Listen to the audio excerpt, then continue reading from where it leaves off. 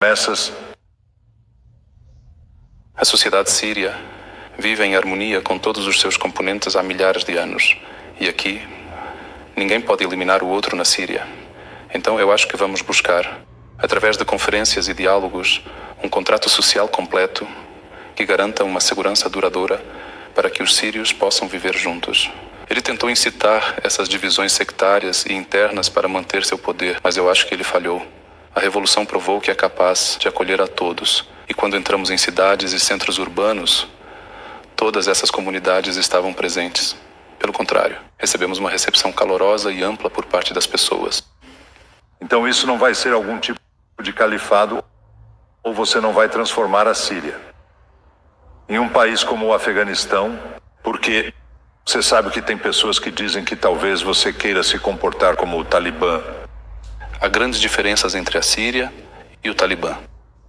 Primeiro, a forma de governo em cada país está intimamente ligada à fase histórica que a precede e à cultura do país e de sua sociedade. A sociedade afegã é uma sociedade tribal, uma tribo que tem um papel importante no governo do país, enquanto a sociedade síria é uma sociedade completamente diferente na sua composição, natureza e modo de pensar. Portanto, a governação na Síria será muito natural e proporcional à cultura e à história do país. Então, a cultura da Síria inclui direitos para as mulheres, inclui educação para as mulheres, inclui tolerância para as pessoas que bebem álcool.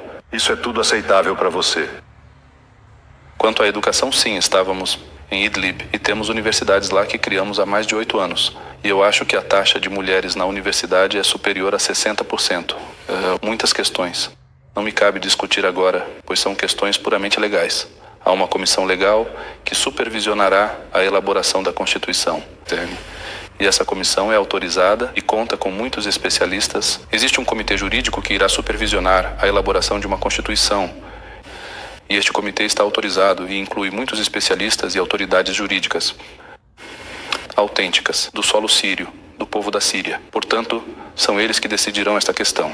E a tarefa de qualquer governante é implementar esta lei que é acordada por estes comitês. A Comissão de Redação da Constituição está autorizada a redigir a Constituição a partir dos especialistas, dos criadores do país, na elaboração das leis que regulam o governo do país.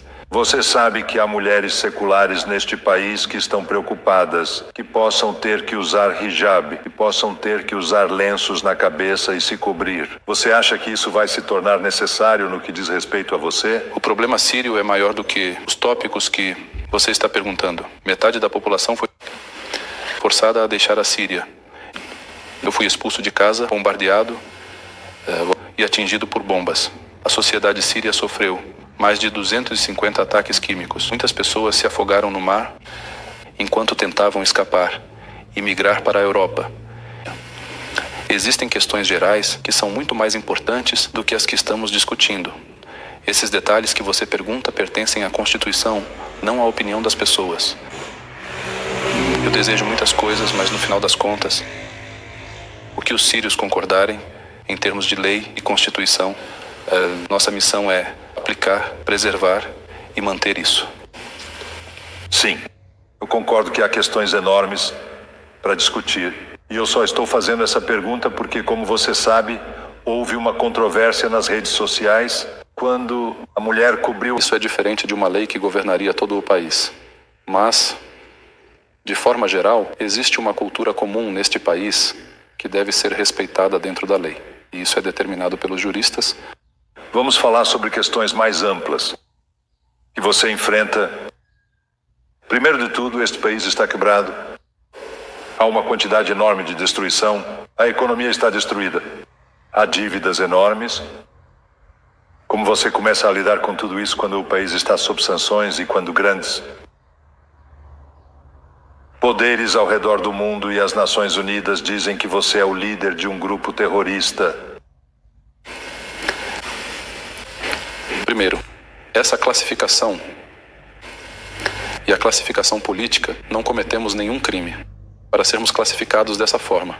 Pelo contrário, vimos durante esses 14 anos de guerra, durante a Revolução que não atacamos nenhum dos bairros civis ou intencionalmente matamos inocentes. Na verdade, fomos nós que tivemos nossas aldeias, regiões e cidades bombardeadas. E isso foi supervisionado por grandes potências como a Rússia e como Irã e o regime sírio e quem os apoia. Portanto, estávamos muito preocupados com a vida dos civis. Apesar de todos esses crimes cometidos pelo regime, nós éramos as vítimas. Então, essa classificação da vítima, eu diria que talvez seja uma expressão de algumas preocupações e suposições que podem surgir em alguns países. Mas não necessariamente isso precisa ser verdadeiro ou honesto. E hoje, a situação é completamente diferente. Precisamos lidar com a questão síria de acordo com os eventos atuais. E os eventos atuais exigem a remoção de todas as sanções sobre a Síria, porque as sanções foram impostas à Síria por causa do regime que governava e cometeu todos esses crimes. Não se deve julgar o carrasco e a vítima ao mesmo tempo. E hoje, os fracos e os oprimidos venceram esse regime e ele saiu do cenário. Assim, essas sanções devem ser levantadas. E então devemos implementar nossos programas de desenvolvimento e reforma no país. De países estrangeiros, países poderosos, seus diplomatas disseram isso. Isso depende de você cumprir suas promessas de refletir, respeitar os direitos das minorias e conduzir um processo político inclusivo. Você pode garantir a eles que vai fazer isso? E por que eles deveriam acreditar em você? O que me importa é que o povo sírio acredite em mim. Nós prometemos ao povo sírio que o libertaríamos deste regime criminoso. E fizemos isso. Isso é o que realmente importa para mim, do começo ao fim. Eu não me preocupo muito com o que vão dizer sobre isso lá fora. E não preciso provar para o exterior que estamos trabalhando com sinceridade. Você deve saber que muitos sírios têm suas dúvidas, que eles não acreditam. Seu grupo mudou. Eles sabem de onde você vem, que originalmente você estava associado a Al-Qaeda. E ainda mais atrás, você mesmo estava associado ao grupo que se tornou o Estado Islâmico. Então eles olham para a sua história e dizem, bem, como podemos acreditar nesse cara? Havia condições objetivas que levaram o Iraque a uma guerra muito grande. E isso gerou solidariedade em toda a rua islâmica e árabe. Nós, que somos vizinhos do Iraque, saímos para defender o povo iraquiano, independentemente de quem estivesse lutando. Nós lutamos e então nos encontramos com esse grupo que estava lutando, que era a Al-Qaeda. Eu não vi batalhas. Durante a situação sectária no Iraque, eu estava preso. Ao voltar à Síria, focamos que a Síria importa e cortamos relações externas, incluindo a Al-Qaeda. Trabalhamos para proteger os interesses da Síria. Isso é passado. Não se pode transformar o país em controle islâmico. A lei governará, e que a lei é quem vai governar este país e que a lei protegerá a todos e garantirá os direitos de todos, se Deus quiser. Não estamos aqui para mudar a metodologia geral do país, nem para alterar a infraestrutura ou a situação demográfica dele. A Síria, com suas comunidades e as pessoas que vivem nela, viveu assim por milhares de anos. Então eu acredito que a Síria será um país normal. Eu imagino que será uma Síria normal e eu vou trabalhar nessa direção, mas a decisão final, a forma do país e a constituição do país passam por estar nas mãos de uma pessoa. E não deveria agora eu dizer que quero que a Síria seja assim. Então eu faço assim. Isso é uma conversa sem sentido, porque há 27 milhões de pessoas vivendo na Síria, com competências, experiências, referências e pessoas que se preocupam com seu país e sua pátria. Portanto, deixo toda essa questão nas mãos de comitês especializados escolhidos pelo povo para decidirem.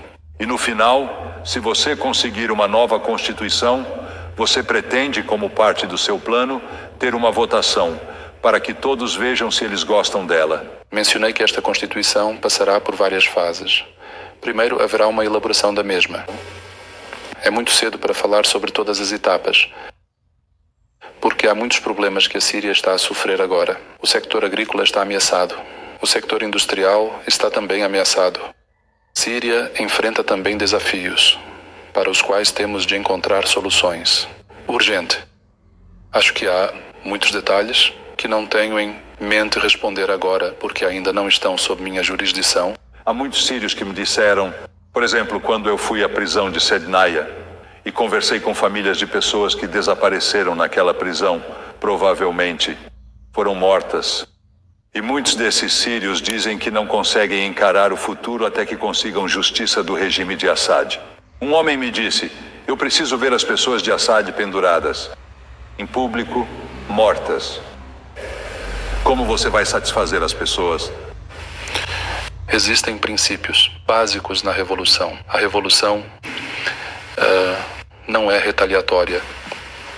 E não queremos que haja um estado de retaliação. Se você viu o curso da batalha que ocorreu, mesmo sendo uma batalha militar, ela foi dominada por misericórdia e havia uma predominância de humildade e perdão. Há um grupo de pessoas que cometeu esses crimes, como a prisão de Saidnaya, o uso de armas químicas e os massacres que ocorreram em Houla ou em Banyas. Então, estamos tentando listar os nomes dessas pessoas e enviá-los ao Ministério da Justiça e ao Ministério Público. Depois, esses nomes serão divulgados dentro da Síria, através do Ministério das Relações Exteriores, serão enviadas comunicações a todos os países do mundo para processar essas pessoas e trazê-las à justiça, entregando-as à Síria para que sejam julgadas em um tribunal comum.